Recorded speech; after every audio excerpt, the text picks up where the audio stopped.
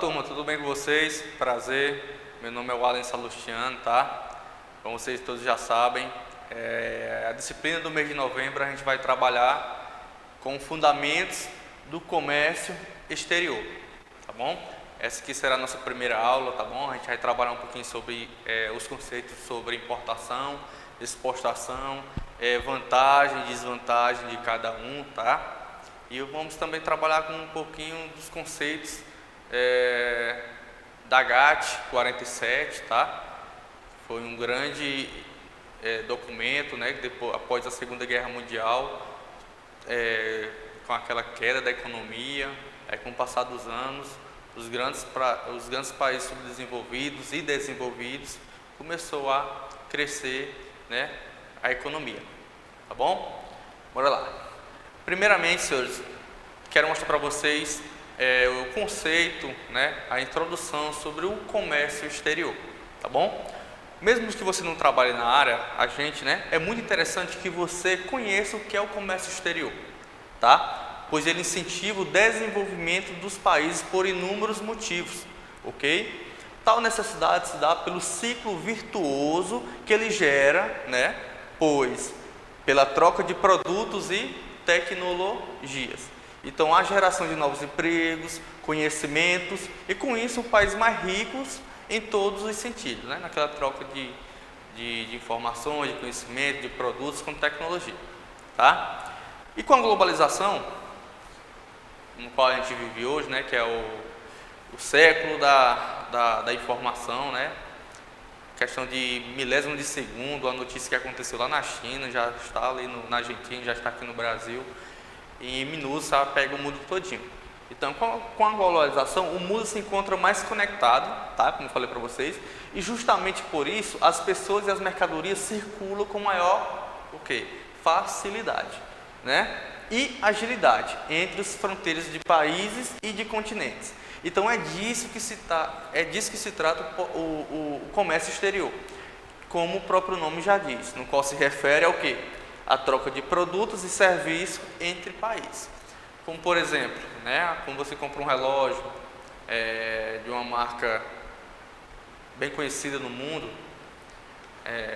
uma italiana, uma alemã, né, Rolex, por exemplo, eu acho que ela é italiana, se eu não me engano. Então, eu moro no Brasil, adquiro esse relógio, no meu pulso, ali está um produto, importado, né? Vindo de outro país. Então, ali é o fator globalização. Igualmente com aquelas bolas de futebol. Muitos países desenvolvidos e subdesenvolvidos compram o pano dela, por exemplo, na Arábia Saudita, vai fabricar com a tecnologia japonesa, né? Já no lado da Ásia lá, né? Vai fabricar ela lá e vem costurar ela aqui no Brasil com a mão de obra mais barata. Então tudo isso é o efeito da globalização, o efeito da tecnologia e do conhecimento. Então o comércio exterior trabalha e envolve todos esses fatores, tá ok? Vamos lá. O final da Segunda Guerra Mundial, como eu falei para vocês, que foi um grande declínio da economia mundial naquela época, deu lugar a um impulso ao multilateralismo, tá? Ou seja, o que é isso? É quando os países desenvolvidos, como por exemplo os Estados Unidos, passaram a buscar soluções para seus problemas comuns, né? Por meio de negociações onde sentavam-se diversos outros países, tá? Então, embora houvesse esse entendimento de que a melhor maneira de lidar com os problemas naquela época comuns seria por meio de organizações internacionais, tá? Há um tema para o qual não se criou uma organização específica, ou seja, o comércio internacional, tá? Então, de acordo nessa época, de acordo com os documentos feitos na cidade, feitos nos Estados Unidos, esse Bretton Woods, né?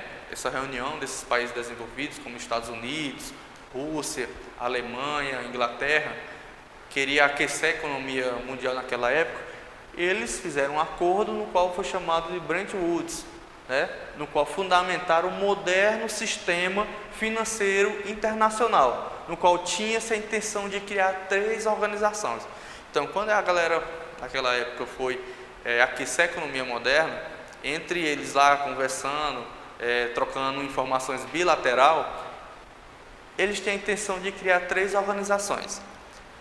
Qual seria elas? Primeiro, o BIRD, né, que é o Banco Internacional para Reconstrução e Desenvolvimento. Então, esse banco foi feito para lidar com os investimentos.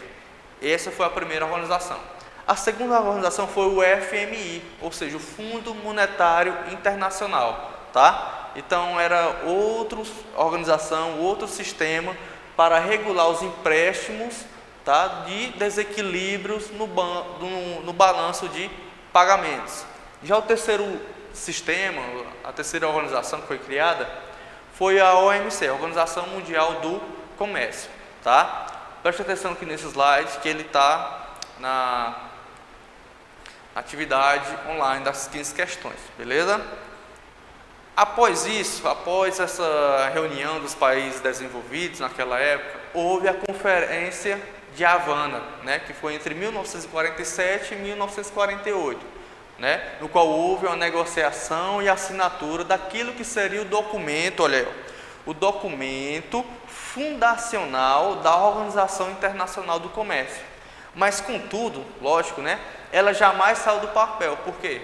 Porque os Estados Unidos não o ratificou, não colaborou com a organização desse sistema.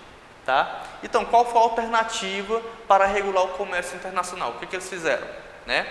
A resposta foi utilizar um acordo provisório, tá? Que existia antes da convocação dessa conferência dessa Havana, tá?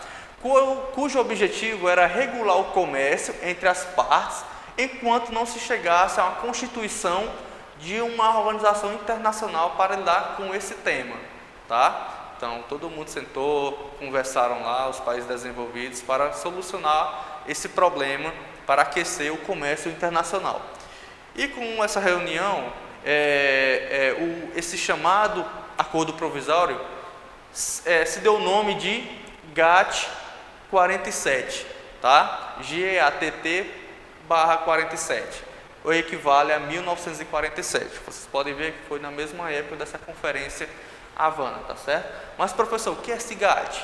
Nada mais é do que o Acordo Geral sobre Tarifas e Comércio, tá? Beleza? Olha, o GATT, vou falar um pouquinho sobre ele aqui, ó. Nome, criação e definição legal.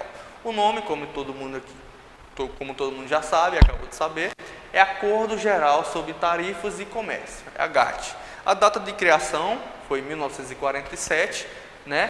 Então, esse GATT não era uma organização internacional, mas apenas um conjunto de normas e concessões tarifárias criado com a função de quê? Impulsionar a liberalização comercial, tá?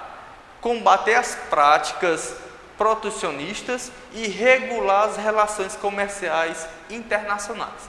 Então, o GATT tem essas 3 funções: impulsionar a liberalização, né, comercial, que naquele tempo era muito fechado, então a galera queria abrir mais as fronteiras aí para aquecer a economia, né, combater essas práticas protecionistas, né, principalmente naqueles países da Ásia como a China, Japão, que a economia lá é um pouquinho mais fechada, mais interna, né, a gente queria saber as relações de produtos e regular essas relações comerciais, tá? Então, o GATT, após isso aí, ele estabeleceu uma série de princípios.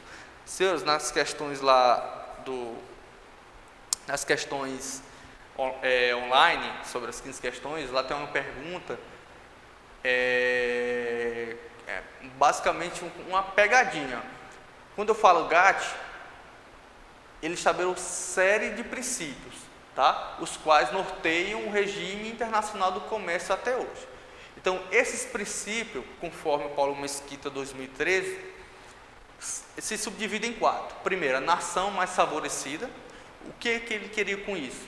Que não poderia haver discriminação, tá, de produtos com relação à sua origem na fronteira, isto é, aqueles produtos no qual importamos. Segundo princípio, tratamento nacional, né? Esse tratamento é dado às mercadorias nacionais, no qual deve ser o mesmo dado aos importados. Então, tem que ser uma relação igualitária. Terceiro princípio, proteção por meio de tarifas. Então, preferencialmente, deve-se proteger o mercado doméstico por meio de tarifas e não por meio de restrições quantitativas, como cotas, por exemplo, né? E por último, a transparência, que é o quarto princípio, que é leis, regulamentos, decisões judiciais e administrativas aplicadas ao comércio, no qual devem ser o quê? Publicadas. Como eu falei para você no começo desse slide, lá tem uma questão pegadinha que fala dos princípios. Quando eu falar em princípios da GAT 47, eu quero falar sobre esses 4 pontos: nação mais favorecida, tratamento nacional, proteção por meio de tarifa e transparência. Quando eu quiser falar em as funções do GAT 47, eu trabalho apenas com esses 3: impulsionar, combater e regular as relações comerciais. Aqui são as funções. E já nesse é os princípios. Cuidado com isso aí que tem na questão para não pegar vocês. Tá? Senhores, muito obrigado. Essa foi a nossa primeira aula. Tá? Até a próxima aula.